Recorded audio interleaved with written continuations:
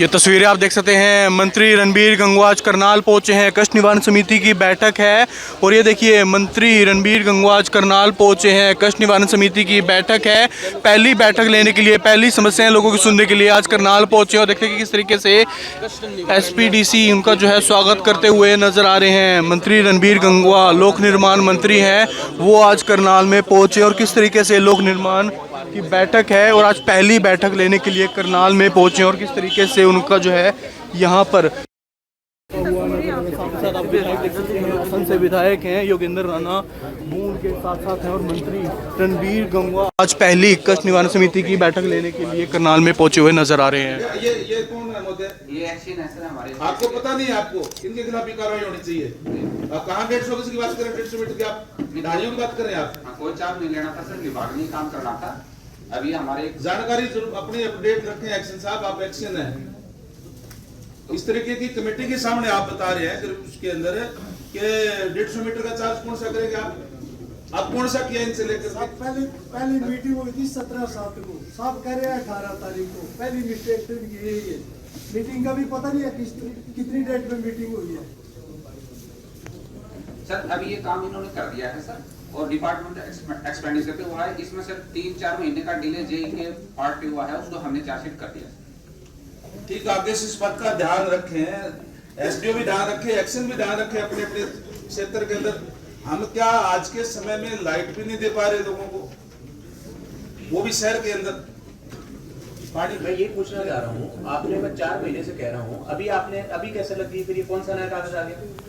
पता नहीं सर, हमारे एंड पे नहीं, हमारे एंड पे क्या? मैंने आपको दोनों कहा था बैठो की कौन सी डेफिशिएंसी पूरी करो। अब कैसे हो गया है पूरा? 10 को सर इन्होंने भी हमें बना के दिया, क्योंकि हमारे पास का नहीं बनाने 13/6 को अप्लाई कर रखा है इन्होंने। वो देखो ऐसा है, आपको बैठ के मैंने कहा है पब्लिक इंटरेस्ट का पूरा काम भरा पड़ा है। आपका इतना भी नहीं होता कि इनसे पूछ के करना था। मैंने जब आपको ये कहा था बैठ के पूरी करवा दो जो कागज, ये ऑनलाइन भेजते हैं, फिर आप मना कर देते हो, फिर आप कहते हो कि ये कमी रहेगी।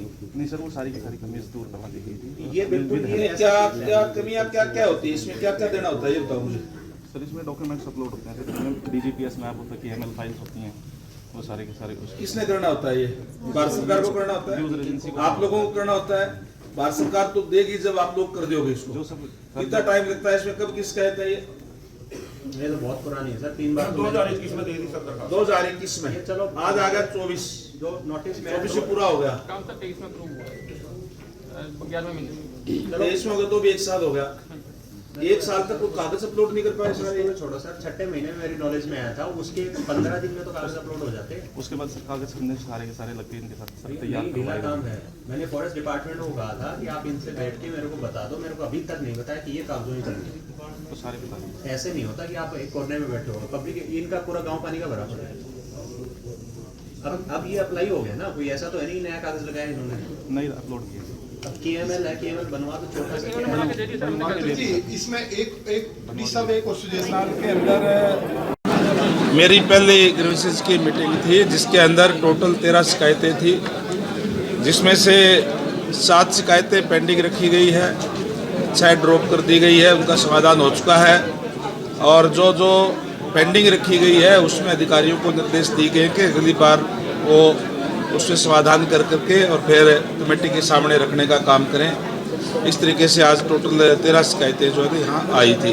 सर आपने इनेलो पार्टी के साथ काम किया, ओम प्रकाश चौटाला जी का निधन हो गया है, अभी सूचना मिली है। अभी हाँ जी, गुरुग्राम में सांस ली है। कैसा आपका सफर उनके साथ रहा और किस तरीके से आप देख रहे हैं? ओम प्रकाश चौटाला जी का निधन सुन करके बड़ा दुख हुआ है और वो इस प्रदेश के कई बार मुख्यमंत्री रहे और उनके निधन से एक प्रदेश ने देश ने एक कुशल राजनीतिज्ञ और नेता खो दिया है। उसमें हम श्रद्धांजलि व्यक्त करते हैं।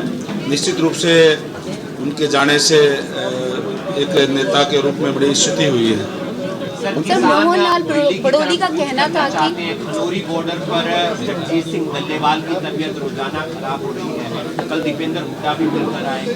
भूपेंद्र हुड्डा कहते हैं कि आपको मान लेनी चाहिए उनकी मांग। देखिए, जहाँ तक हरियाणा प्रदेश का इश्यू है, हरियाणा प्रदेश का तो हम 100 की 100% फसलें खरीद करने का काम कर रहे हैं। किसानों को हम 72 घंटे के अंदर डीबीटी के माध्यम से उनको पैसा उनके खाते में देने का काम कर रहे हैं। सबसे ज़्यादा मुआवजा देने वाला स्टेट कोई है तो हरियाणा प्रदेश है।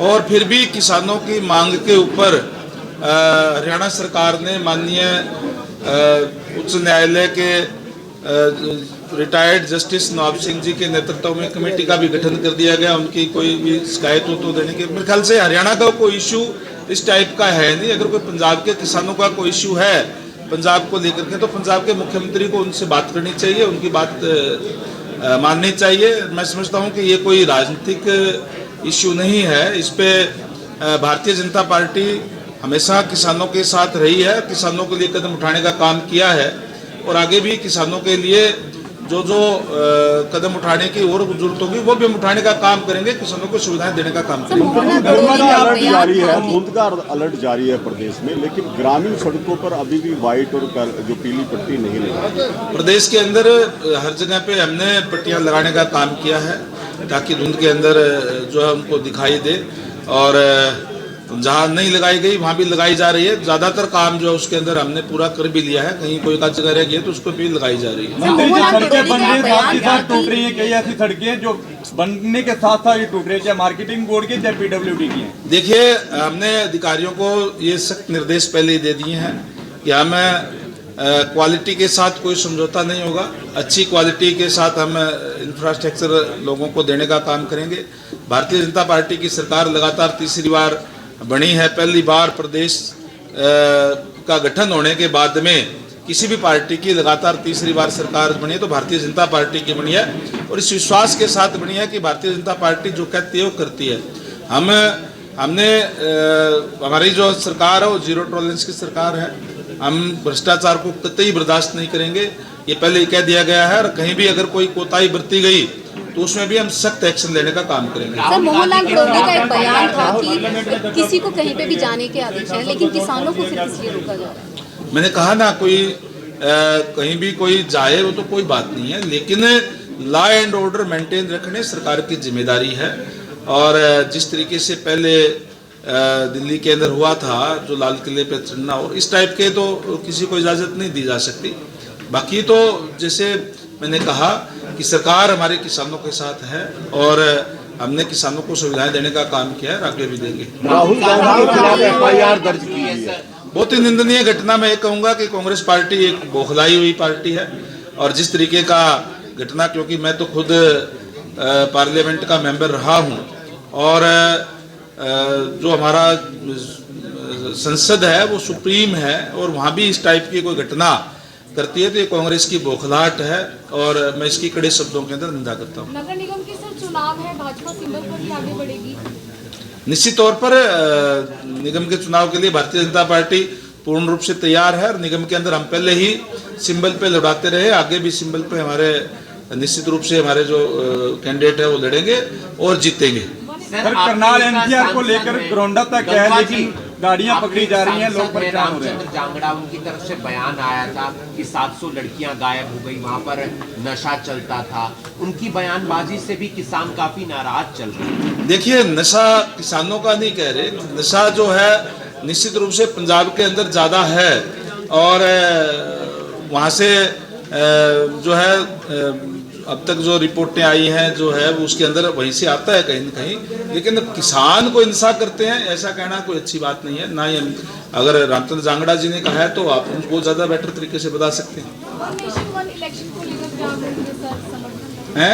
वन नेशन वन इलेक्शन का निश्चित रूप से उस सिलेक्ट कमेटी के अंदर गया है, बहुत ही ऐतिहासिक और साहसिक फैसला मैं इसको कहूँगा, और मोदी है तो मुमकिन है। निश्चित तौर पर इससे नेशनल इलेक्शन होता है तो टाइम की बर्बादी भी बचेगी, डेवलपमेंट जो है वो तेजी से होगी। एक बार चुनाव होने के बाद में 5 साल तक लगातार डेवलपमेंट होगी, बहुत ही अच्छा फैसला ये रहेगा और देश हित के अंदर रहेगा। सर 230 के हिसाब से डालेगा, बाकी के पैसे सर इन्होंने नहीं दिए, और जब हम मांगने के लिए जाते तो सर ये धमकी देते और गाँव में मनरेगा का? हाँ जी सर।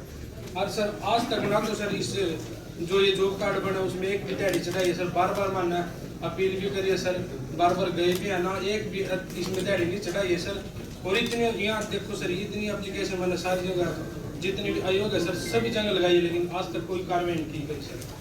और उसके बावजूद सर मेरे पास स्क्रीनशॉट भी है सर, 3 जो मनरेगा के तहत जो सर फोटो ले जाते हैं ना सर, उसमें जो काम करते समय 3 आदमियों के सर फोटो खींचे और 10 बंदे सर हाजिरी चढ़ी हुई है सर उसमें। मेरे पास सर इसके स्क्रीनशॉट में है सर। और जब जो आदमी काम पे भी नहीं गए सर, उनके खाते में पैसे भी आए हैं। तो वो देखेगा विभाग, आप अपना बात बताओ। सर इसकी पुनः जांच के लिए पुलिस विभाग को निर्देश दिए गए थे, जांच रिपोर्ट पुलिस अधिकारी क्या सर नमस्कार सर, मैं डीएसपी सर। पिछली मीटिंग में श्री सुभाष जी मंत्री जी आए थे और इसमें कार्रवाई के लिए निर्देश दिए गए थे, जिसमें FIR नंबर 325 30/2024 66/420 SC एक्ट दर्ज किया गया था। इसकी मैंने इसमें मौका पर जाकर जांच की और संबंधित कर्मचारियों, अधिकारियों और संबंधित गवाहों के मैंने इसमें शामिल तफ्तीश किया। इसमें नामजद जो सरपंच है मौजूदा दिलबीर सिंह राणा, उसके पिता वीरेंद्र सिंह राणा, कमल मेज मनरेगा विक्रम, इसका कमल का भाई सर शीतल मेज और हर्ष के खिलाफ दर्ज किया गया था। मैंने मौका पर जाकर के सभी को शामिल तफ्तीश किया सर। और एसडीएम ऑफिस में जो आरोप लगाए गए थे 29/1/24 को मेरे साथ जाति रूप से खत्म किए गए, आरोप लगाए गए, तो वो बात सर सच नहीं पाएगी। इस आधार पर सर मैंने सर 6/11/24 को इसमें कैंसिल किया गया इस मुकदमा को, और 10-12 तारीख को 10-12 यही इसमें इसको माननीय न्यायालय में इसको जमा करा गया है सर। और इसमें आइंदा तारीख 30/1/2025 में ली गई है सर। पैसे का मामला हमारे से हमारे तो वहाँ पे वो हमने कहा